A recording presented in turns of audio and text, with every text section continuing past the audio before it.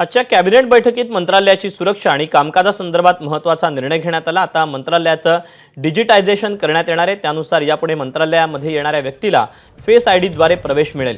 ज्या व्यक्तीला पहिल्या माळ्यावरचा ॲक्सेस मिळणार तो व्यक्ती दुसऱ्या माळ्यावर जाऊ शकणार नाही। ज्या विभागामध्ये कामाचा संबंध आहे तिथेच प्रवेश मिळणार आहे, इतरत्र कुठेही जाता येणार नाही। मंत्रालय सुरक्षेच्या दृष्टीने हा महत्त्वाचा निर्णय घेण्यात आलेला आहे।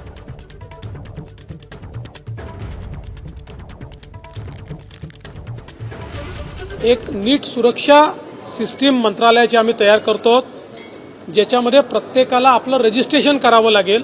ते त्यांना ऑनलाईनही करता येईल, इथे येऊन करण्याची आवश्यकता नाहीये आणि त्यातनं त्यांना पास जनरेट होईल।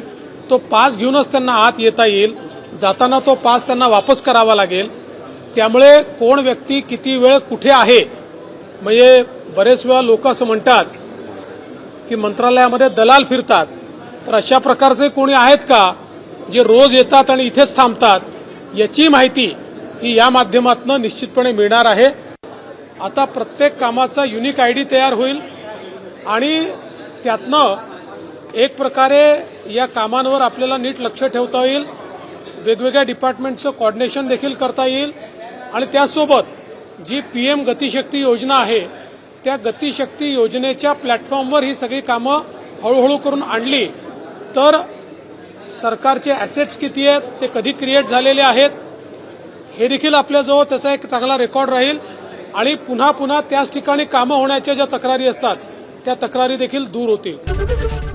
एबीपी माझा, उघडा डोळे बघा नीट।